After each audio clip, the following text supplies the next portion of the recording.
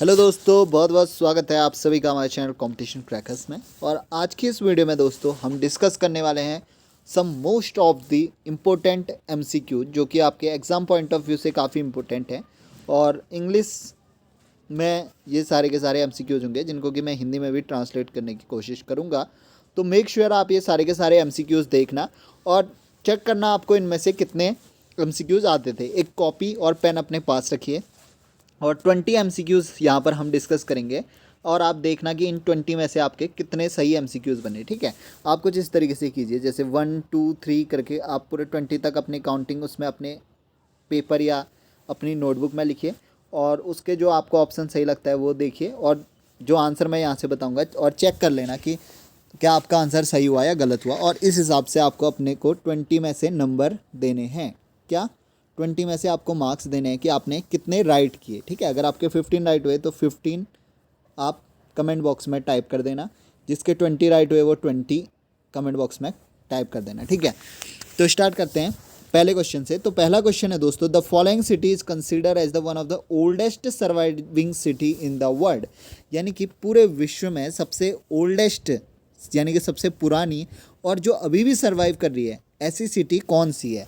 तो ऑप्शन है, option first Mathura, second is Varanasi, third is Haridwar and fourth is Ayodhya. तो आप अपने सोचिए कि कौन सी वो सिटी है जो कि सबसे पुरानी भी है और अभी तक भी जो है सर्वाइव कर रही है या अभी तक भी उसका एक्सिस्टेंस है। ठीक है, तो आप सोचिए और आप ऑप्शन अपनी कॉपी में लिख लीजिए फर्स्ट के आगे, फिर चेक करेंगे कि सही है या आपका आंसर गलत है। तो ठीक है दोस्तों, आई होप आपने सोच लिया होगा। तो इसका मैं राइट आंसर बता दूं दोस्तों, तो इसका राइट आंसर जो है वो है वाराणसी। ठीक है, वाराणसी जो है वो पूरे विश्व की सबसे पुरानी जो है सर्वाइविंग सिटी है और इंडिया में वाराणसी को रिलीजियस कैपिटल ऑफ इंडिया भी कहा जाता है। क्या कहा जाता है? Religious capital of India. ठीक है, यानी कि भारत की धर्मनगरी, रिलीजियस कैपिटल ऑफ इंडिया भी किसको कहा जाता है? वाराणसी को कहा जाता है। ये भी क्वेश्चन आपसे पूछ सकता है दोस्तों कि which of the city is called as the religious capital of India. तो उस समय आप याद रखना वाराणसी, और वाराणसी को क्या भी कहते हैं? काशी भी इसका नाम है। ठीक है, वाराणसी का। ठीक है, तो ये चीज़ हो गई। अब चलते हैं सेकेंड क्वेश्चन की ओर। तो सेकंड क्वेश्चन है दोस्तों, द अष्ट दिग्गज वर associated which which of the following ruler, यानी कि जो अष्ट दिग्गज हुआ करते थे वो अष्ट दिग्गज किस राजा के साम्राज्य में मौजूद थे। तो यहाँ पर आपको कुछ ऑप्शंस दे रखे हैं। First is Shivaji, second is Krishnadevaraya, third is Rajendra Chola या Rajendra first, fourth is Yashovarman. ठीक है, तो इनमें से किसके राज्य में अष्टदिग्गज मौजूद थे? आप बताना किसके दरबार में अष्टदिग्गज मौजूद थे। तो इसमें दोस्तों आप सोचिए और अपना ऑप्शन लिखिए। तो इसका राइट आंसर मैं आपको बता देता हूँ दोस्तों। तो इसका राइट आंसर है कृष्णदेवराय। तो कृष्णदेवराय के दरबार में अष्टदिग्गज यानी कि 8 दिग्गज थे एंड दीज 8 दिग्गज वर related with the Tamil literature, यानी कि तमिल लिटरेचर से रिलेटेड ये दिग्गज थे। और जो कृष्णदेवराय है इनके ही एरा को क्या कहा जाता है? The era of golden period of Tamil. ठीक है, तमिल का गोल्डन पीरियड जो है वो कृष्णदेवराय के एरा को या कृष्णदेवराय के काल को कहा जाता है। तो ये भी क्वेश्चन पूछता है कि किस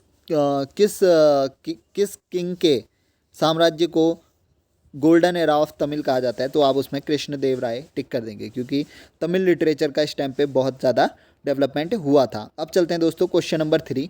तो इसमें दोस्तों मिक्स्ड क्वेश्चन है, history, polity, economics, geography, science, सारे के सारे मिक्स्ड क्वेश्चन है, 2-3 तो आप देखते जाना। अब आ गया आपके सामने हिस्ट्री से क्वेश्चन। हिस्ट्री से जो क्वेश्चन पूछा गया है दोस्तों, आई होप ये तो बहुत सारे लोगों को आएगा। When did Jallianwala Bagh massacre took place, यानी कि जो जलियांवाला बाग कांड था या जलियांवाला बाग हत्याकांड था वो कब हुआ था। ऑप्शन है दोस्तों, फर्स्ट ऑप्शन है 13 अप्रैल 1918, second option is 13 June 1919, third option is 13 April 1919, fourth option is 13 अप्रैल 1920। तो कब हुआ था दोस्तों? तो आप सोचिए, इसको वीडियो को पॉज करिए और फिर आंसर अपने दिमाग में सोचकर आप थर्ड नंबर का जो आपने कॉपी में लिखा होगा उसके आगे उसका ऑप्शन लिखिए। तो ठीक है दोस्तों, मैं आपको बता देता हूँ इसका जो राइट आंसर है दोस्तों वो है 13 अप्रैल 1919। तो 13 अप्रैल 1919 को जलियांवाला बाग में जो है जलियांवाला बाग हत्याकांड हुआ था। तो हुआ क्या था दोस्तों, 1919 में रॉलेट एक्ट का जो है वो विरोध हो रहा था पूरे के पूरे देश में। और इसी दौरान जो है जलियांवाला बाग, तो इसी दौरान आपके बैसाखी वाले दिन, ठीक है, बैसाखी वाले दिन दोस्तों इस बाग में जलियांवाला में लोग जो है एकत्रित हुए थे रॉलेट एक्ट का विरोध प्रदर्शन करने के लिए। तो जैसे ही ये खबर ब्रिटिश साम्राज्य या ब्रिटिश सरकार को लगी तो उन्होंने जनरल डायर को वहाँ भेज दिया और जनरल डायर ने अपनी आर्मी को ऑर्डर किया कि फायरिंग कर दो, और बहुत सारे लोग जो है जलियांवाला बाग में मारे गए।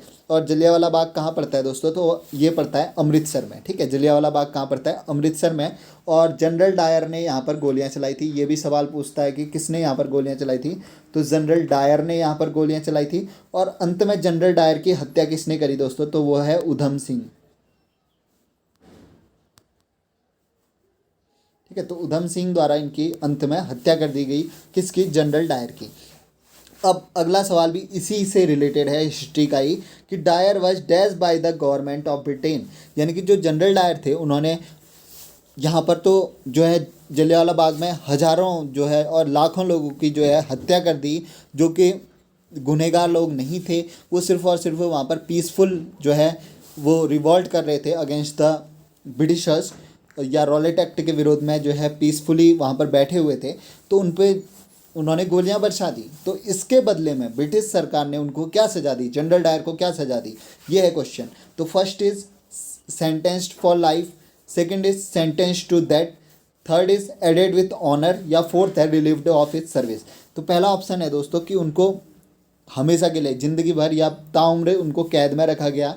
सेकंड है कि उनको मौत की सज़ा दे दी गई। थर्ड है कि उनका सम्मान हुआ, उनको ऑनर प्रदान किया गया।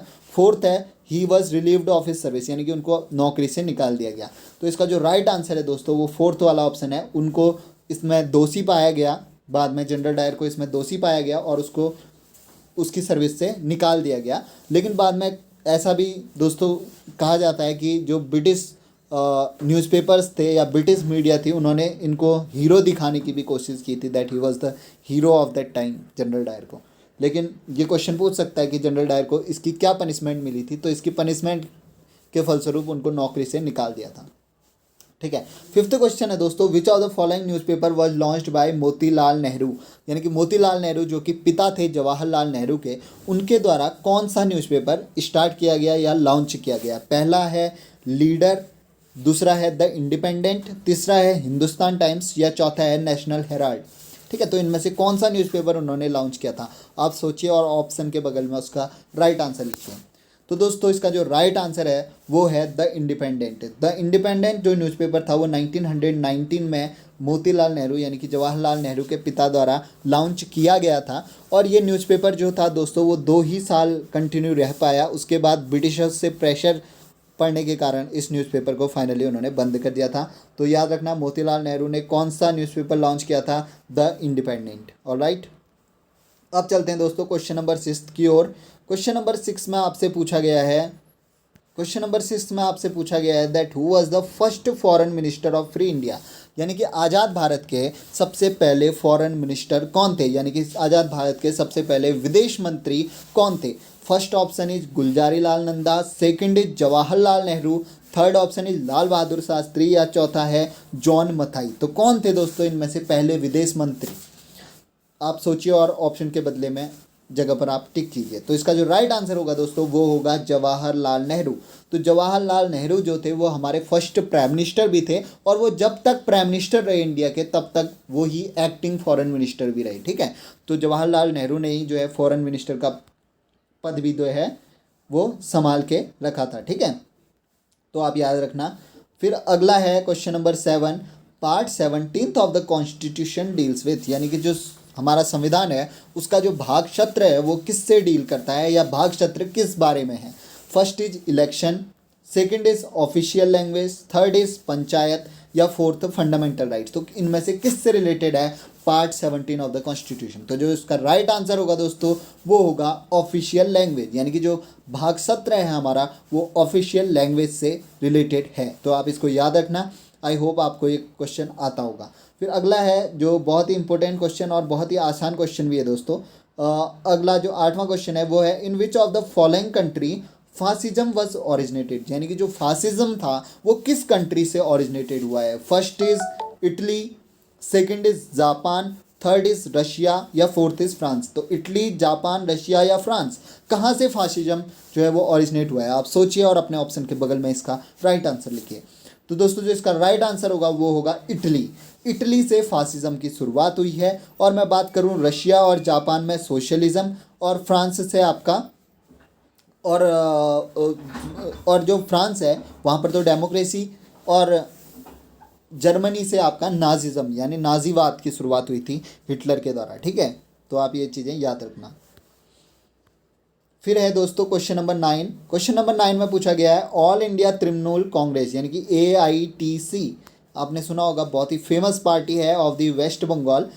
It was founded in which year? तो किस वर्ष से इस पार्टी की यानी कि तृणमूल कांग्रेस की स्थापना किस वर्ष हुई थी? ये क्वेश्चन है दोस्तों। ऑप्शन है फर्स्ट 1925, सेकंड ऑप्शन है 1955, third option is 1984 and fourth option is 1998। तो आप सोचिए, ये तो बहुत ही आसान क्वेश्चन है दोस्तों, आपको इसके बारे में पता होना चाहिए। तो जो इसका राइट आंसर होगा दोस्तों वो होगा फोर्थ ऑप्शन 1998। तो 1998 में ममता बनर्जी द्वारा ही इसकी स्थापना हुई है। किसकी? ऑल इंडिया तृणमूल कांग्रेस की। और ममता बनर्जी ने ही इस पार्टी की स्थापना करी और वही अभी इसकी क्या है दोस्तों, हेड भी है तृणमूल कांग्रेस की। And she is the chief minister of West Bengal. तो वेस्ट बंगाल में बहुत ही फेमस पार्टी है तृणमूल कांग्रेस। ठीक है, फिर है दोस्तों which among the following is false about the earth.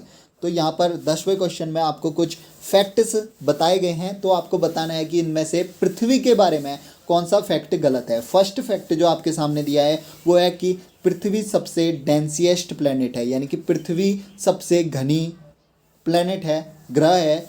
Second option है कि ये फिफ्थ लार्जेस्ट प्लेनेट है, अर्थ।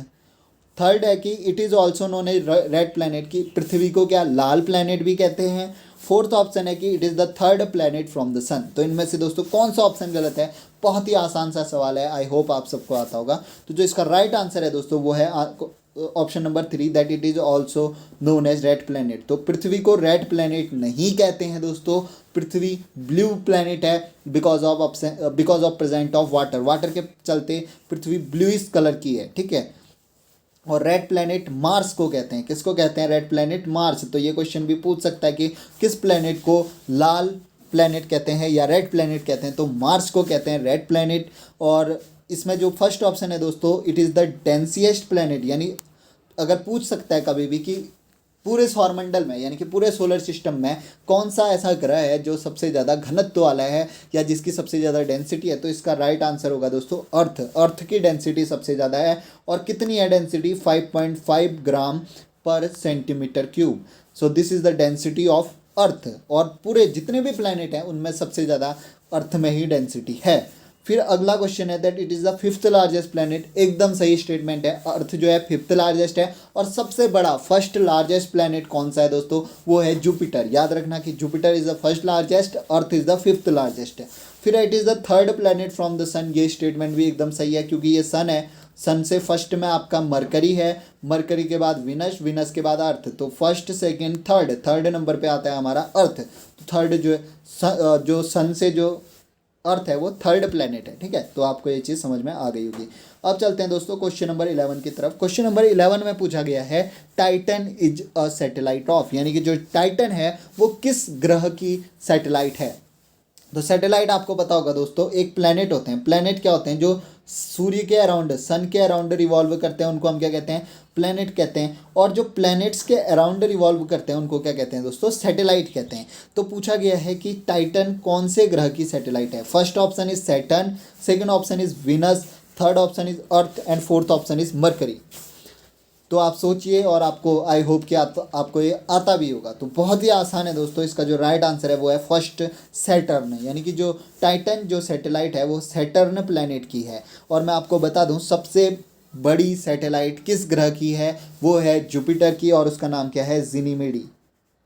तो जिनीमिडी जो है वो क्या है?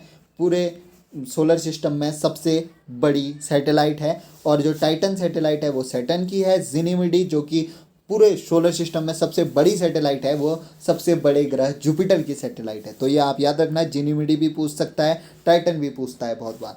फिर है question number 12, what is called the cup और ball shaped opening of a volcano. दोस्तों वॉल्केनो आपने देखा होगा कुछ इस तरीके का होता है और इस तरीके से इसकी ओपनिंग होती है जहाँ से कि लावा जो है वो कंटिन्यूअसली बाहर इरप्ट होता रहता है। तो दोस्तों ये ओपनिंग है जो जहाँ से लावा बाहर निकलता है पृथ्वी में, ठीक है, मैग्मा बाहर निकलता है पृथ्वी में, तो उस ओपनिंग को क्या कहते हैं, ठीक है, जो कि टॉप में होती है ज्वालामुखी के, इस तरीके से ज्वालामुखी और इसके टॉप में जो ओपनिंग होती है जिससे लावा बाहर निकलता है, इस ओपनिंग को क्या कहते हैं दोस्तों। तो इसमें ऑप्शन है सिंडर वेंट, सेकंड ऑप्शन है origin centre, third option is epicentre and fourth is crater. I hope आप सबने ये पढ़ा होगा कि क्या ये होता है, तो आप फटाफट इसका जो राइट ऑप्शन है वो अपनी कॉपी में लिखिए। तो दोस्तों इसका जो राइट आंसर है वो है ऑप्शन नंबर 4 क्रेटर। तो ये इसको क्या कहते हैं, इस ओपनिंग को क्रेटर कहते हैं और क्रेटर के जरिए जो है मैग्मा बाहर आता है, ठीक है। तो याद रखना क्रेटर के जरिए मैग्मा बाहर आता है और कभी जब वॉल्केनो डेड हो जाता है यानी कि वॉल्केनो इरप्शन होना बंद हो जाता है तो इस जो ये क्रेटर बना हुआ है इसमें पानी जमना शुरू हो जाता है और उस एक लेक का यानी कि झील का निर्माण करता है, उसको हम क्या कहते हैं, क्रेटर लेक कहते हैं, ठीक है। तो ये सब चीज़ें आप याद रखना।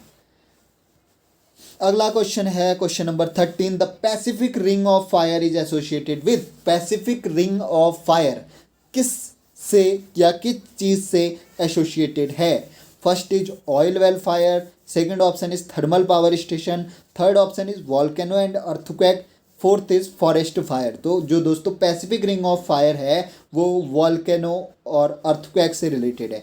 Pacific ring of fire basically दोस्तों बहुत सारे वॉल्केनो जो हैं जापान के ठीक बगल में, बहुत सारे वॉल्केनो जो हैं वो एक साथ उपस्थित हैं जो कि एक रिंग का फॉर्मेशन, एक सर्कल का फॉर्मेशन करते हैं और इसी को क्या कहते हैं दोस्तों, पैसिफिक रिंग ऑफ फायर कहते हैं। और आपको पता है सबसे ज़्यादा भूकंप जापान साइड में ही आते हैं और जापान के ठीक बगल में जो पैसिफिक ओशन है हमारा यानी कि प्रशांत महासागर है, उसी में जो ये एक्टिव वॉल्केनोस की एक रिंग बनती है उसको ही हम क्या कहते हैं, पैसिफिक रिंग ऑफ फायर कहते हैं। अगला क्वेश्चन है question number 14, it's related to geography, ठीक है, ज्योग्राफी से रिलेटेड है ये रिंग ऑफ फायर।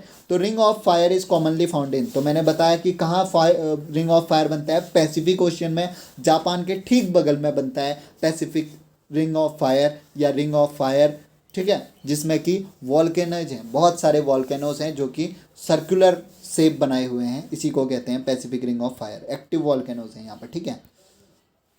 अगला क्वेश्चन है दोस्तों, which of the following state receive rainfall due to western disturbance, ठीक है, वेस्टर्न डिस्टर्बेंस के कारण कौन सा, इनमें से कौन सा स्टेट जो है वो वेस्टर्न डिस्टर्बेंसेस के कारण वहाँ पर बरसात होती है। तो ऑप्शन फर्स्ट है पंजाब, सेकंड है केरल, थर्ड है वेस्ट बंगाल और एक और कोई भी राज्य, तमिलनाडु मान लीजिए, फोर्थ इज तमिलनाडु, ठीक है। तो इनमें से कौन सा स्टेट है दोस्तों, आप बताइए। ये भी ज्योग्राफी का ही क्वेश्चन है दोस्तों, मैंने इस तरीके से मिक्स किए हुए हैं क्वेश्चन ताकि आपको सब्जेक्ट वाइज मिक्स करे हुए हैं ताकि आप आसानी से इनके जवाब भी दे पाएँ और आसानी से इनको समझ सकें कि कौन से सब्जेक्ट का ये क्वेश्चन है। तो दोस्तों जो इसका राइट आंसर होगा वो होगा पंजाब। तो आपको पता होना चाहिए दोस्तों, वेस्टर्न डिस्टर्बेंस जो है वो हमारे नॉर्थन पार्ट में यानी कि नॉर्थ इंडिया में उसके कारण बारिश होती है वेस्टर्न डिस्टर्बेंस के कारण, और केरल, वेस्ट बंगाल ये सब तो नॉर्थ इंडिया में पड़ते नहीं हैं। तो पंजाब इज़ द स्टेट जहाँ पर वेस्टर्न डिस्टर्बेंस से बारिश होती है और पूरे इंडिया में वेस्टर्न डिस्टर्बेंस से 3% बरसात होती है। सबसे अधिक बरसात होती है मानसून से। मानसून से कितनी परसेंट बरसात होती है दोस्तों, 75 से 80% जो रेन है वो मानसून के कारण होती है। उसके बाद जब मानसून वापस लौटता है तो उस टाइम पे 15% बरसात जो है उसके वजह से होती है और बची 3% बरसात जो है वो वेस्टर्न डिस्टर्बेंस के कारण होती है। वेस्टर्न डिस्टर्बेंसेस से दोस्तों पंजाब में जो है वो बरसात होती है और ये जो वेस्टर्न डिस्टर्बेंसेज हैं ये ठंडियों में इसके कारण बरसात होती है, ठीक है। मॉनसून से तो आपको पता है कि वर्षा ऋतु जब होती है तो उसमें मॉनसून से वर्षा होती है पूरे इंडिया में, नॉर्थ इंडिया में खासकर मॉनसून से वर्षा होती है। लेकिन जो जाड़ों में यानी कि विंटर सीजन में जो बरसात होती है उसका कारण है दोस्तों वेस्टर्न डिस्टर्बेंस, और वेस्टर्न डिस्टर्बेंस से नॉर्थ के जो स्टेट्स हैं यानी कि पंजाब, हरियाणा, यहाँ पर जो है वो रेनफॉल होती है और ये जो रेनफॉल होती है वो वीट प्रोडक्शन के लिए काफ़ी अच्छी होती है। जाड़ों की जो बरसात होती है वो वीट प्रोडक्शन के लिए बहुत अच्छी होती है, वेस्टर्न डिस्टर्बेंस से होती है। और जाड़ों में ही जो बरसात होती है दोस्तों, तमिलनाडु जो हमारा फोर्थ ऑप्शन था, तमिलनाडु में भी जाड़ों में बरसात होती है, लेकिन ये वेस्टर्न डिस्टर्बेंस के कारण नहीं होती है, ये होती है मॉनसून के वापस लौटने के कारण। जब मॉनसून वापस लौटता है, ठीक है, राजमहल पहाड़ियों से टकरा के जो मॉनसून है वापस लौटता है, तो वापस लौटते समय तमिलनाडु में जो है वो बरसात कराता है। कौन? लौटता हुआ मानसून, ठीक है। और आते हुए मानसून से तो all over north India, south India, सब जगह बारिश होती है। और मानसून से सबसे पहले बरसात कौन से राज्य में होती है दोस्तों? केरल में होती है। कहाँ पर होती है? केरल में जो है सब मानसून के कारण बरसात होती है, वेस्टर्न डिस्टर्बेंस से नॉर्थ इंडिया के पंजाब में। तो आई होप ये चीज़ें आपको आती भी होंगी, मैंने बता भी दी थोड़ी बहुत, ठीक है।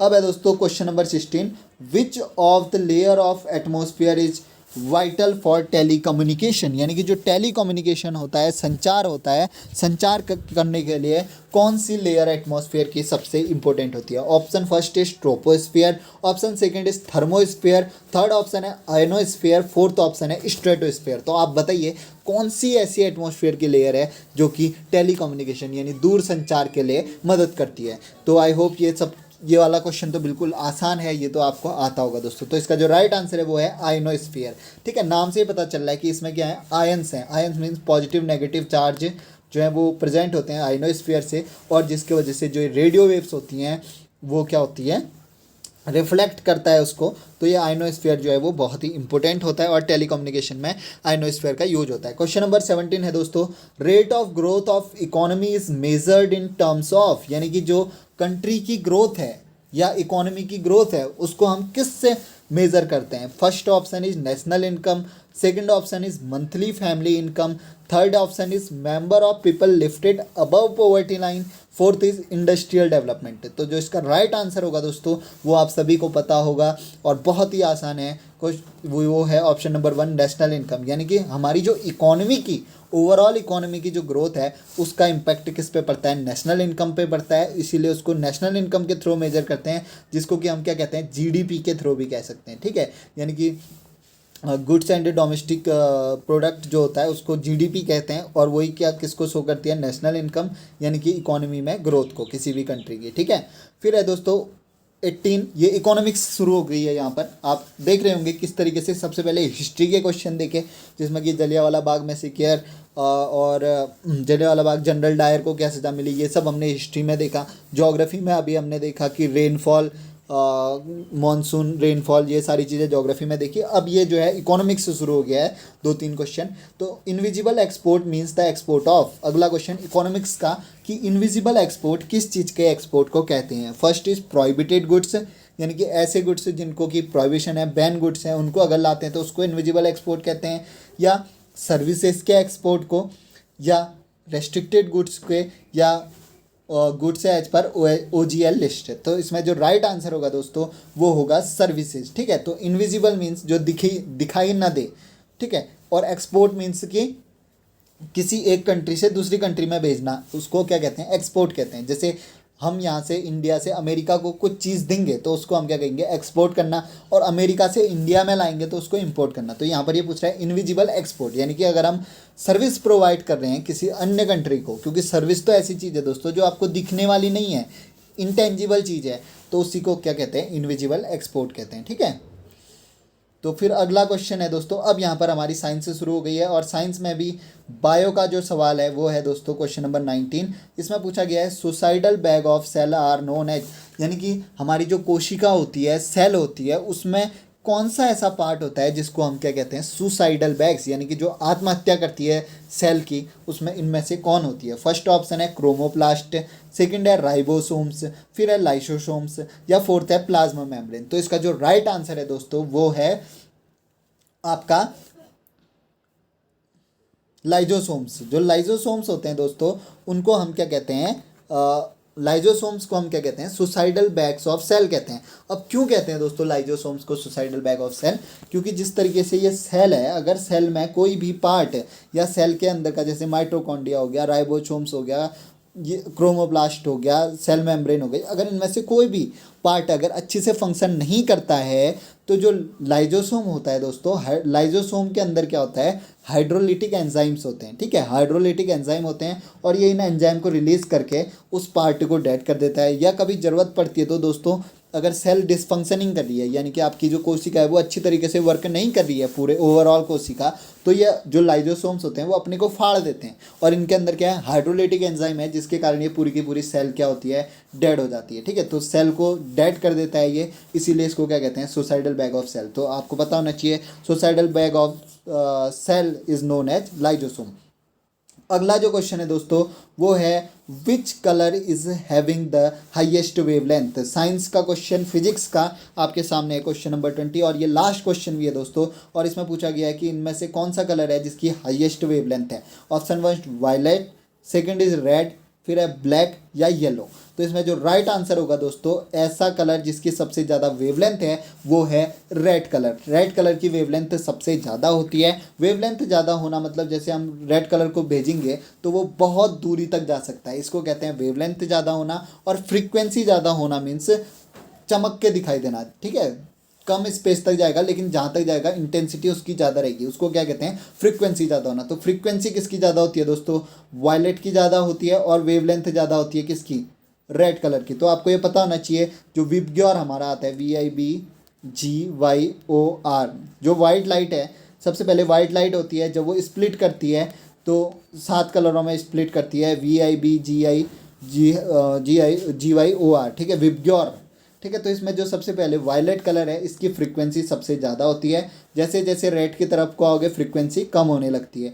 और वेवलेंथ की बात आती है तो सबसे ज़्यादा रेड की होती है और जैसे जैसे ऊपर वायलेट की सबसे कम वेवलेंथ होती है। ठीक है, यानी कि जैसे वायलेट कलर को आप चमकाओगे तो बहुत ही कम डिस्टेंस तक वो दिखेगा, लेकिन रेड की क्योंकि वेवलेंथ ज़्यादा है तो बहुत दूर तक जो है रेड कलर दिखता है। तो दोस्तों हमने यहाँ पर देख लिए 20 क्वेश्चंस और मैंने जैसा कि आपको बताया था कि इन क्वेश्चंस को आप पहले नोटबुक में लिखिए, कौन सा ऑप्शन आपको सही लगा। तो आपने खुद का असेसमेंट आई होप कर लिया होगा और अब आप बताइए कि आपके कितने नंबर बन रहे हैं आउट ऑफ 20 या कितने क्वेश्चन आपके आउट ऑफ 20 सही हुए हैं। ठीक है, बिल्कुल ऑनेस्टी के साथ बताना, इससे डिटरमाइन नहीं होता है कि कितना आपने पढ़ा है कितना नहीं। ऐसा हो सकता है कि आपने ये क्वेश्चन पहले से पढ़े थे और आपके आगे, या आपने ये वाले क्वेश्चन अभी नहीं पढ़ रखे हैं, नहीं आए, तो इसमें कोई बड़े असेसमेंट की बात नहीं है। आप बस ऑनेस्टली लिखिए कि आपके कितने क्वेश्चन आउट ऑफ 20 सही हुए हैं। ठीक है, तो इस तरीके से अगर दोस्तों आपको लगता है कि मैंने क्योंकि क्वेश्चन ही क्वेश्चन और आंसर ही आंसर नहीं बताया है, मैंने विद एक्सप्लेनेशन चीज़ों को समझाया है, हर एक क्वेश्चन जो है वो आपको मैंने एक्सप्लेनेशन के साथ समझाया है। आई होप आपको ये हमारा प्रयास अच्छा लगा होगा। फर्स्ट वीडियो इस टाइप की है दोस्तों, अगर आप चाहते हैं कि आगे भी इस टाइप की वीडियो को बनाएं तो सबसे पहले तो आप लाइक कर देना और कमेंट में ज़रूर बताना कि आगे भी आपको इस प्रकार की वीडियो चाहिए या नहीं, ताकि हम अपना भी समय बचा सकें और आपका भी। ठीक है, तो आप कमेंट में ज़रूर से बताना कि आपको इस टाइप के सीरीज क्वेश्चंस की चाहिए कि नहीं। और साथ ही साथ अगर आपको पसंद आई है ये तो आप शेयर कर सकते हैं अपने दोस्तों के साथ, अन्य मित्रों के साथ जो तैयारी कर रहे हैं किसी भी एग्ज़ाम की, क्योंकि सबके लिए ये इंपॉर्टेंट क्वेश्चंस हैं। ठीक है, और मिसलेनी क्वेश्चन है, हर एक इसमें मिक्स करा है और एकदम सीरियल से। सबसे पहले हिस्ट्री पूछा हमने, फिर ज्योग्राफी में गए, पॉलिटी के सवाल लिए, इकोनॉमिक्स के लिए, फिर साइंस के केमिस्ट्री और बायो के सवाल लिए। तो सब कुछ इसमें इन्वॉल्व किया हुआ है। इसी तरीके की अगर आपको भी वीडियो आगे भी चाहिए तो कमेंट में बताना और लाइक ज़रूर करना दोस्तों, और शेयर ज़रूर करना अपने मित्रों के साथ। इसी के साथ इस वीडियो को करते हैं and thank you for watching the video. आप अपनी तैयारी जारी रखिए। Thank you. जय हिंद, जय भारत।